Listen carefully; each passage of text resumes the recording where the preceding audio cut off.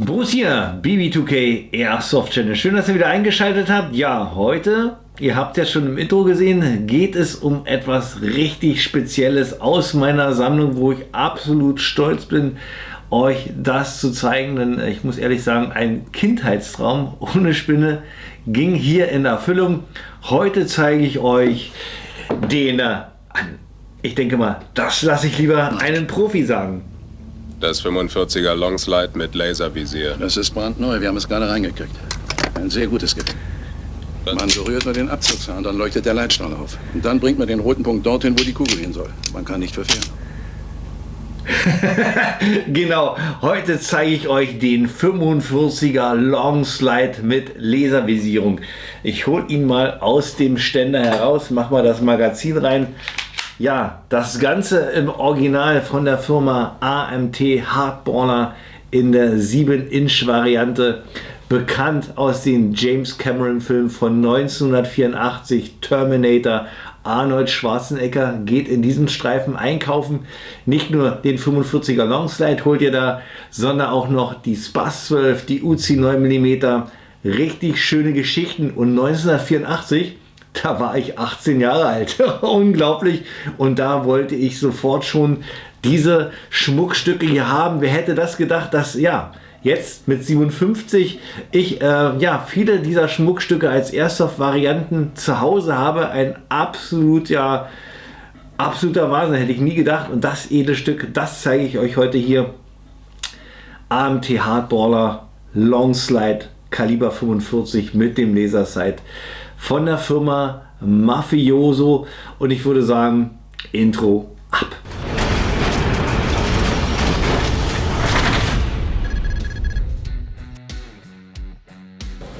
Intro ist durch, da bin ich wieder. Ja, und ich präsentiere euch das Schmuckstück mal richtig nah dran. Heute geht es um den AMT Hardballer 45er Longslide mit Laservisierung, bekannt aus dem Terminator-Streifen. Hier endlich jetzt in meiner Hand. Und ich möchte mich an dieser Stelle gleich mal bedanken an zwei Leute, die mir das hier ermöglicht haben. Zunächst einmal der Micha von GSP Airsoft, der mir den Startbausatz damals aus Taiwan mitgebracht hat. Ich glaube, das war 2017 gewesen. 2016 wurde das hier vorgestellt und 2017, glaube ich, waren die beim G&G Championship und so. Dann sind die noch so ein bisschen schlendern gegangen und haben den Bausatz gesehen. Ich zeige euch mal den Karton rein, den habe ich hier noch. Und da haben die mich gefragt per WhatsApp, soll ich mitbringen? Ich sagte, ja, mach, was kostet das? 450 €, muss ich euch sagen. Und das ist nur der Standardbausatz und dazu aber später. Und die haben mir das rübergebracht. Und der zweite Dank geht raus an Björn von Fitzner Waffen, der dann nachher nach einigen Jahren, ich denke, das hat echt Ewigkeiten gedauert, weil ich teilweise echt verzweifelt war, das Teil letztendlich dann zugelassen hat beim Beschussamt mit einem F, sodass ich das euch heute hier so präsentieren kann. Ja, die Airsoft an sich selber kommt von Mafioso, gibt es so komplett nicht zu kaufen. Es gab sie mal bei Octagon Airsoft komplett zu erwerben, für 880 US-Dollar damals. Normalerweise kommt das hier in ein Bauteilset, und zwar dreiteilig das Ganze. Einmal das Hauptteil, das ist das, was mir der Micha mitgebracht hat, für 450 €. Das beinhaltet hier aus 6061er gefrästen Aluminium einmal hier den Schlitten, das Griffstück, der Abzug, dann ist hier noch mit dabei aus Edelstahl der Outer Barrel, Inner Barrel, das Barrel Bushing ist noch mit dabei und das war es gewesen. Den Rest hätte man sich dann aus einer Tokyo Marui 1911er zusammenbauen müssen, die hätte man geschlachtet und dann die ganzen Internals verbauen. Oder, das ist der zweite Weg und den habe ich gewählt, ich habe nochmal 250 € dazu gepackt. Mit Versand kommt noch dazu Zoll und Steuern. Ja, also ich will es gar nicht zusammenrechnen, und zwar für das Internal Set von Mafioso. Da ist alles mit dabei, dass ihr die Airsoft zusammenbauen könnt. Und da haben wir ganz viele Edelstahlteile. Einmal hier aus Edelstahl den Hammer, den Magazinlöseknopf, den Schlittenfang, die Sicherung, die Handballensicherung, das alles aus Edelstahl, denn das Nozzle, die Griffschalen, die Federführungsstange, die Feder, das ist alles mit dabei. Wer jetzt aufgepasst hat, hat festgestellt, Magazin ist nicht mit dabei. Das muss man auch noch kaufen, also ein Standard 1911er Single Stack von Toki Marui. Also ich bin da schon über 1000 Euro gekommen und wer jetzt noch weiter aufgepasst hat, hat festgestellt,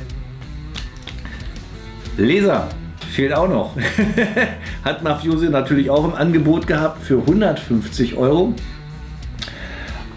Das war ein bisschen längerer Akt, weil da musste ich mit Mafioso in Kontakt treten, dass die mir diese Laservisierung hohl schicken, also die ganzen Innereien raus, denn ihr wisst, in Deutschland ist Laservisierung für Waffen verboten.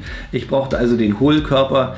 Am Preis haben sie da leider nichts billiger gemacht, das heißt, ich habe also 150 Euro für die Laservisierung, Versand, Zoll, Mehrwertsteuer draufgehauen, also unglaublich. Wie gesagt, ich rechne es nicht zusammen, macht das mal schön selber, ihr werdet wahrscheinlich schon so eine Augen haben. Ja, und dann musste das Ganze alles zusammengebaut werden. Mafioso hat wirklich schöne gewählte Materialien, Edelstahl, CNC, 6061, Aluminium, alles schick, absolut top, aber die Verarbeitungsqualität ganz, ganz mies und das betrifft gerade die Internals, die haben gar nicht so richtig schön miteinander harmoniert, da musste man noch viele Anpassarbeiten machen, ehe das funktioniert hat. Und dann hatte ich sie zusammengebaut und dann war die nächste Hürde, die Airsoft muss mindestens 10 Schuss aushalten fürs Beschussamt und muss auch ziemlich konstant laufen, damit das Ding hier zugelassen wird und das ging gar nicht. Ich musste also von Maple Leaf noch ein paar Parts kaufen, Dichtungen, damit das Teil hier ordentlich rappert und zappert und auch 10 Schuss aushält. Das hat es dann auch gemacht und dann ist es zu Björn von Pfützner Waffen gegangen und wurde dann endgültig zugelassen. Das hat also alles Jahre gedauert und das muss auch noch bezahlt werden, die Zulassung. Ich lasse es sein. Also ich habe hier wirklich einen wahnsinnig teuren Brocken in der Hand, aber ich bin mega, mega stolz. Schaut ihn euch an. Ich habe mir damit echt einen Kindheitstraum erfüllt und das ist einfach ein absolutes Kultobjekt, oder? Richtig genial. Und ich würde sagen, das war jetzt erstmal der erste Teil, wie ich zu dem Ding gekommen bin, was es gekostet hat. Und ich würde sagen, machen wir mal weiter mit der Real Steel. Ich denke mal, interessante Geschichte für euch auch zu erfahren, woher kommt denn dieses Modell aus der echten Welt. Und zwar von der Firma AMT Arcadia Machine & Tools, gegründet 1977. Haben sie als erst auf der Welt ihre zivile Version des 1911ers auf den Markt gebracht, komplett aus rostfreiem Edelstahl. Das heißt, das Ding, wenn es schmutzig ist, kannst du in den Geschirrspüler packen, einmal durchlaufen lassen und sie ist wieder sauber, ohne dass euch da was wegrostet. Wie gesagt, für den zivilen Markt, für den Sportbedarf konzipiert, hatte die AMT Hardboarder schon von Werk ab zum Beispiel eine Mikrovisierung, wo man ganz fein die Höhe und die Seitenverstellung machen konnte, einen einstellbaren Triggerstop, das war alles schon mit an Bord. Den Namen Hardballer hat sie bekommen aufgrund des verwendeten Kalibers, 45 Vollmantelgeschoss. Wenn man sich die Kugel anguckt, ist es wie so ein kleiner runder Ball, daher Hardballer, daher der Name. Ja, es gab verschiedene Varianten, einmal die 4 Zoll Kommando-Variante, die 7 Zoll Government-Variante und natürlich hier die 7 Zoll Longslide-Variante. Ja. Das absolute Kultobjekt. Auch die verwendete Munition war unterschiedlich. Es gab sie in 45 ACP, 40 Smith & Wesson und 10 mm Auto. Bekannt, ich glaube, das habe ich heute schon 1000-mal gesagt, wurde eigentlich auf jeden Fall hier die Longslide-Variante, gerade in der Kombination mit der Laservisierung. Das war damals eine Helium-Neon-Laser, der da verwendet worden ist bei Arnold Schwarzenegger in Terminator. Und das Ganze, war technisch natürlich noch nicht so auf den Höhepunkt wie heute. Da war eine ganz schöne Verkabelage und Power nötig, um hier den Laser zum Leuchten zu bringen. Da wurde ein Kabel versteckt in Arnolds Arm hier unter den Mantel drunter und der musste mit der anderen Hand immer den Laser an- und ausmachen mit einem Knopf und unten war noch mal eine fette Batterie, die genug Power hatte, um diesen Laser mit ausreichend Strom zu versorgen. irre. Wenn man bedenkt, heute gibt es diese Laserpointer überall bei einem Euro-Shop. Und auch hier, denke ich mal, wäre auch nicht so viel Hightech drin gewesen. Hier ist wahrscheinlich auch nur ein normaler Laserpointer drin. Aber Wahnsinn, 1984 war das schon wirklich Science Fiction.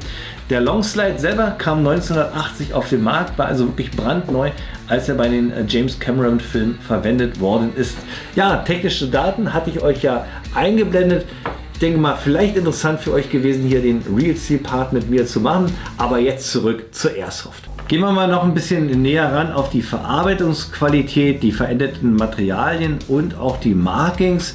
Wir haben hier, wie gesagt, ein Spiel aus 6061er CNC gefrästen Aluminium und polierten Edelstahl-Elementen. Da haben wir hier vorne als Edelstahl einmal das Barrel Bushing und auch den Outer Barrel.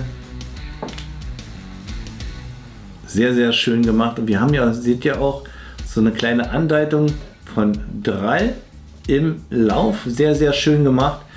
Nächstes Edelstahlelement ist der Schlittenfang, der natürlich funktioniert. Dann die Sicherung ist aus poliertem Edelstahl. Der Hammer, die Handbeinsicherung. Und ansonsten der Rest alles aus hochwertigen 60er, 61er gefrästen Aluminium. Also ich finde, rein optisch sieht das Teil absolut edel aus. Wenn die inneren Teile auch so eine Qualität hätten, was die Verarbeitungsqualität und Passgenauigkeit angeht, würde es hier nichts zu meckern geben.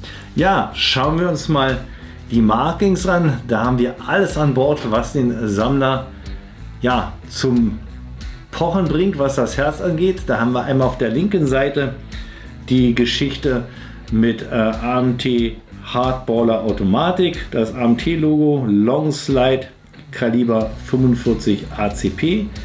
Dann auf der rechten Seite haben wir nochmal den Hinweis Stainless, Made in the USA, das AMT-Logo am Griffstück. Und ganz wichtig natürlich für uns in Deutschland ist das F, das zeige ich euch hier rein. Hat der Björn von Pfitzner Waffen schön dezent angebracht, sodass es nicht unangenehm auffällt. Also insgesamt richtig schön verarbeitet. Verwenden tut hier die Mafioso Hardballer Standard Tokyo Marui Single Stack 1911er Magazine mit einer Kapazität von 26 Schuss. Normalerweise Tokyo Marui immer konzipiert für 134er Leitgas oder 144er Gas. Ist es hier bei der AMT Hardballer ein bisschen anders. Also hier müsst ihr auf jeden Fall Green Gas verwenden, damit hier der mächtige Schlitten überhaupt in Bewegung gesetzt wird. Ich habe jetzt hier mal ein bisschen Gas drin und dann schauen wir das Ganze uns mal an. Ja, durchladen ist auch eine ganz spannende Geschichte. Wenn ihr euch mal die Montage anguckt von der Laservision, hat man hier ganz wenig Platz, um hier den Schlitten zu spannen. Bei der Real Steel ist es natürlich aufgrund des Kraftaufwands mit der Feder ein bisschen anstrengender, das so zu machen. Da wurde wahrscheinlich dann hier eher mehr der Vorderbereich benutzt zum Spannen. Ich kann das ganz normal machen. Ich lade mal durch. Nächster Punkt ist auch für Dry Fire. Ja. Normalerweise müsste ich hier meinen Finger hier an den Schlittenfanghebel machen.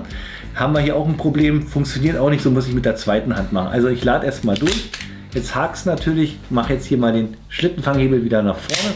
Und jetzt gucken wir uns mal den Kick an.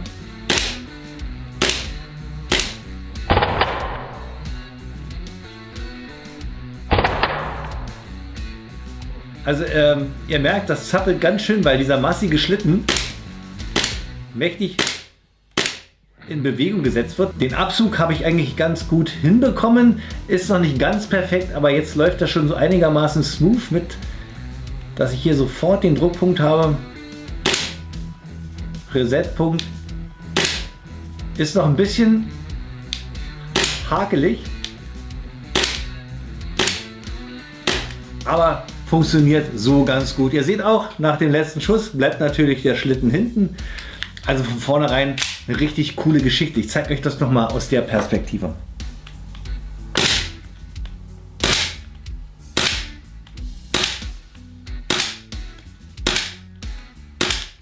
Nochmal so. Merkt, das Gas wird jetzt langsam alle. Ja.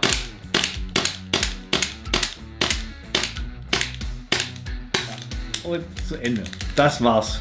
Kommen wir zu den technischen Daten von diesem gewaltigen Teil. Heute Mafioso Airsoft AMT Hardballer 45er Longslide mit einer Gesamtlänge von satten 267 mm, Lauflänge 178 mm, Gewicht inklusive hier dem Lasersight Hohl 1174 Gramm. Das Original hat ein Gewicht von 1300 Gramm, aber natürlich ohne diesen Lasersight. Also man hat schon ordentlich was in der Hand. Ja, System Gas Blowback, Magazinkapazität 27 Schuss. Haben wir hier eine angegebene Energie von 1 Joule bzw. 312 FPS. Ich werde jetzt in Krone das für euch nachmessen. Und ja, danach geht es dann auf den Schießstand und ich probiere mal meine Fähigkeiten aus, was ein bisschen schwer ist, muss ich euch sagen, denn ich habe hier einen nicht funktionierenden Lasersight und ich kann hier ganz schwer ja, unten die Visierung benutzen, weil hier das Lasersight wieder stört. Dennoch probiere ich akkurat für euch die Scheibe zu treffen.